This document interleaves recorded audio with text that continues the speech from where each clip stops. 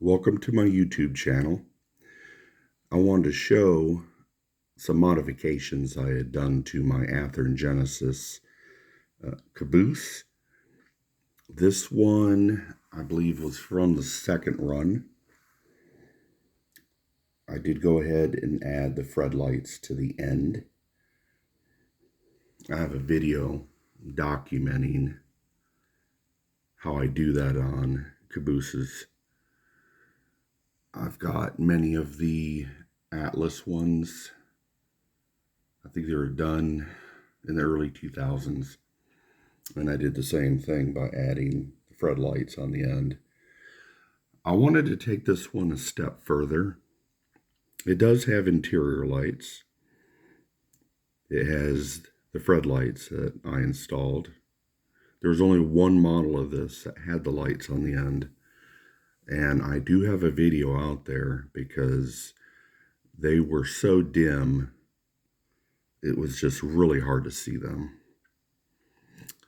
So this one, I wanted to add what I'm calling platform lights. So what is in here is a Soundtraxx Soundcar Decoder.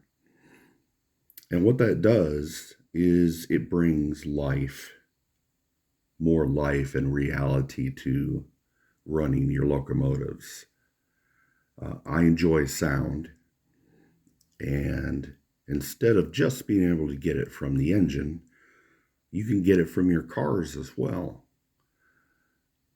In this case, it's in the caboose.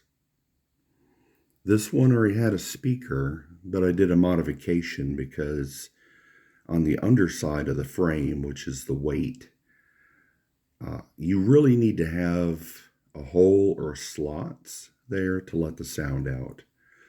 Now, on a model like this, I would take the weight, and I'm fortunate enough to have a mill, but you don't have to have a mill. You just want some slots, or I'm just going to pick it up.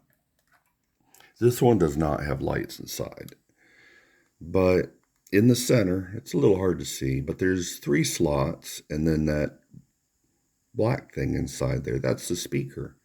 So this one has a round speaker. The trucks are electrical pickup type trucks, and you'll need that, just like on a locomotive, to bring the power up to the decoder.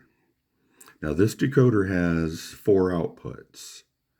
You have a function 5 or 6 that can turn on lights, and you can remap that if you want to. Now function 0 on here is much like a locomotive. If you press function 0, you'll turn on a headlight, and it also has a rear light.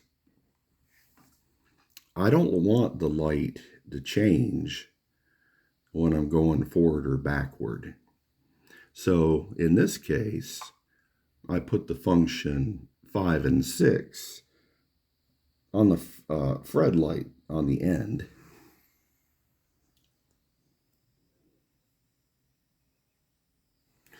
And I can turn, because they normally wouldn't both be on, I can turn one side off and just leave the other side on. So I have total control of which end lights. But what I was really wanting to dive into is I wanted to take it a step further since I had those outputs.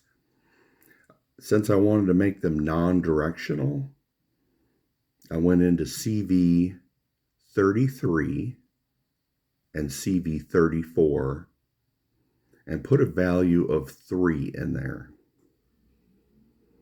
Normally 33 would have a value of 1 and 34 would have a value of 2, and that allows it to be directional. But when you put the 3 in there, it makes it non-directional. And that's the case that I wanted here. So if I lower the phone and you look at the platform ends up underneath, you can see that there's a little light. And I'll zoom in on that in a second.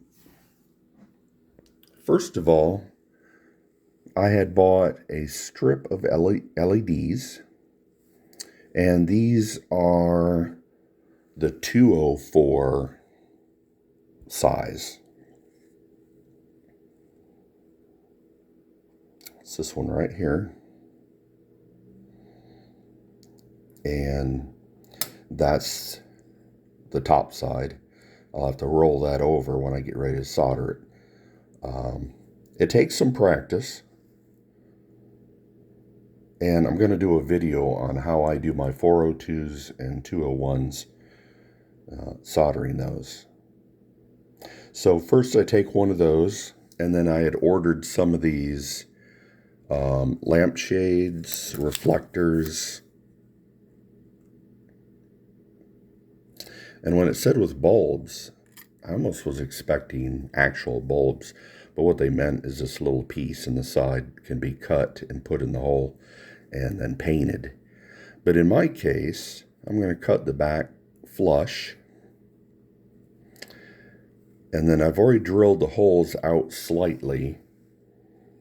And if I had it off the sprue, I could show you that this, when I set it down on top of the LED, there's just a little bit more space than needed, so I'm not fighting it. It just barely fits in the hole. First I go ahead and solder the 2 wires on there, and then what I like to do is use just a little bit of CA right at where it's soldered on and between the 2 wires. I'll do that after I test it. So after I do each wire and I've got the 2 wires coming off, I'll go over to, it's an older DC transformer that you would use on a DC layout.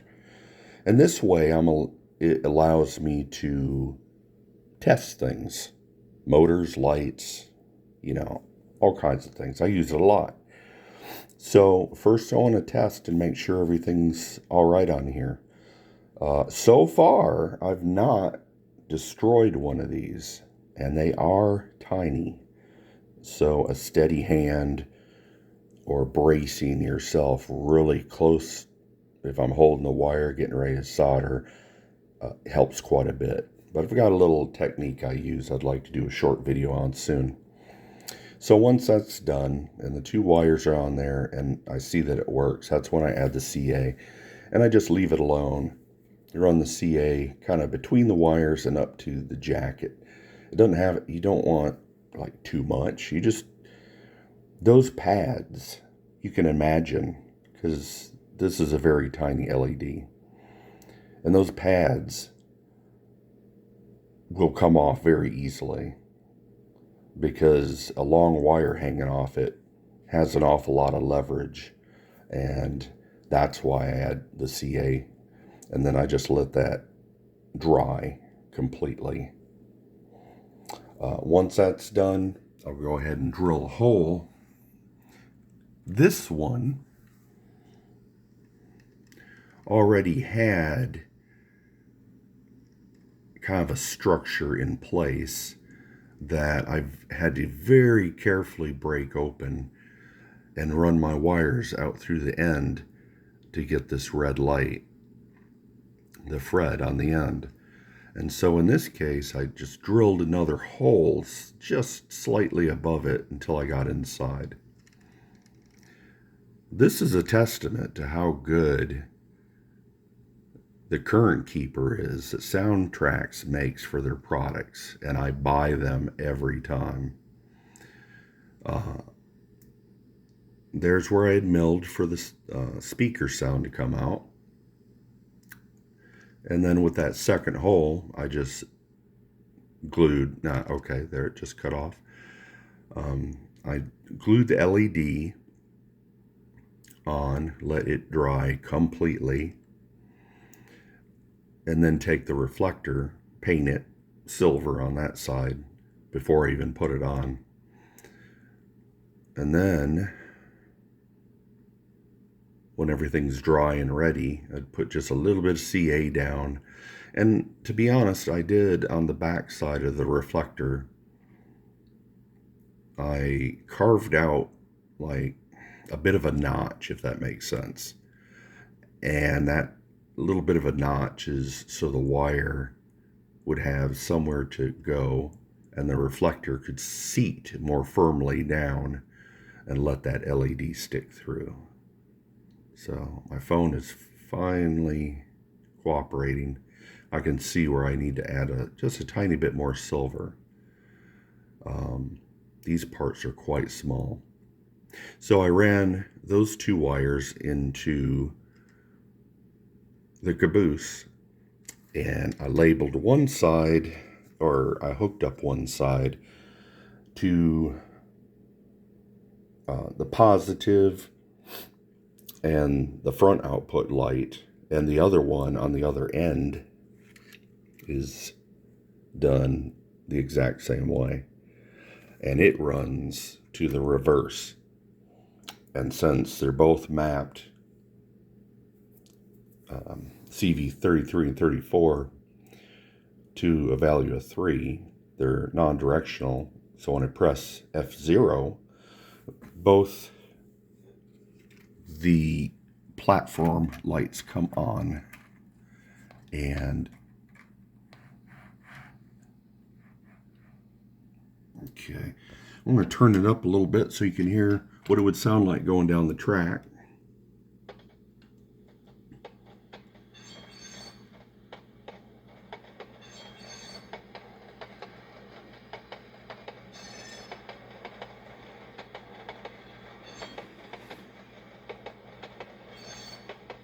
And then if I apply the brakes,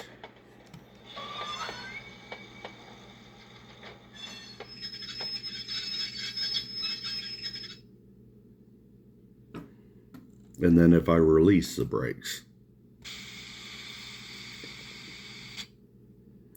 And when a train would be backing up across a grade, they used to have to get off the caboose and they used flags to try to stop traffic, but that's not very efficient. So what they did is they tied into the airline for the brake system and made it be an air whistle. So it's not supposed to sound like a train horn. It is a air whistle. And here's an example of the long and the short. Now the long you can hold as long as you'd want. But what they would do is when they're backing up, coming up to a grade, they'd come up slowly and blow that horn to alert. And they'd use the same two long, short, and a long, just like you would with the locomotive. So I was going to dim the lights once, and then that's pretty much it for now. It's just another way. I'm always looking for ways to make this hobby more and more realistic. And Soundtraxx products have really surprised me with the innovation and the things that they've come up with. The Soundcar and the Tsunami 2 and all the features and functions just amazes me how much you can get out of these. The ones that you buy separately, you can put in a box car, you can put in a coal car, and I've done this. And to run those type of trains with the some sound cars in between, I think my last one, every 6th car has sound in it. That's going to sound incredible. I haven't even got a chance to run it yet. On those, you can, if you have stock cars, you can enable what's called beast banter, and you'll get sounds from a cow, like there's cows in the stock car, or you can switch it over to, I believe it's lambs. I don't know if this one still has it. Let's see. Yeah, the mechanical generator sound. And then if you have like a refrigerator car, you can set it up the same way where that will come on and off, and it sounds, like a refrigerator car running.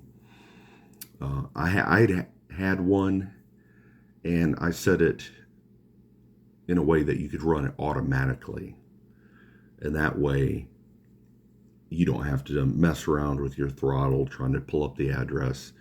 I just, once it's on the track, every so often it kicks on and off automatically. So there are just so many possibilities with these, and this is I'm not sure if it's even prototypical, but I don't care. I wanted that. It's something that I've wanted to do for a while now, and I'm very happy with the outcome, and I just want to share it with others in case they wanted to do that. Some people may look at the Caboose and say, well, I know for a fact it didn't have lights like that on it, and I understand, but in my case, I like the idea. I'm going to go ahead. I've already done it on the other Atlas. It has another wire on it, and I kind of don't like the way that looks. But that one didn't have the channel that the Genesis has for the Fred, so that's why there's a light running up the side. I think I'm going to try something slightly different on the next one I do. But let me dim the lights, and we'll close with that. Okay, so I turned off the main light. The kitchen light's still on. But this is what, and it's still slightly brighter. I don't know if I can adjust that just a little bit. There we go. It's still a little dimmer than what's showing on the camera. This is only a phone camera, but it does well. You can see how the light reflects off the end of the Caboose and the platform. It does cast a little bit of light, but it's actually so little. See, it had reset itself again. Okay. I think every time I move it, it's going to go back. I did paint the inside a shade of green because a lot of these were painted that color, and it does have an interior light. You can see the one in the middle. There's 3 lights in total. So I've got interior lights, the Fred lights, and the platform lights. Anyway, I hope you enjoyed this. I just want to give a shout out again to Soundtraxx for building such excellent products. I really love them. I'm repeating myself, saying I'm always pushing the hobby and trying to see what else I can do that brings more reality.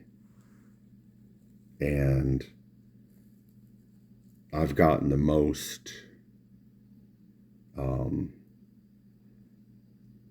satisfaction with the products that they make. The sky's the limit is what I would tell other modelers out there. And so far, if I can think it up, Soundtraxx has a way for me to do it. And also the fact that they're made in the USA is something that I'm pretty proud of, to know that, because I've invested pretty heavily. And to know that my money's going toward an American company means a lot to me. So thank you for watching. Thank you, Soundtraxx. Please keep up the good work.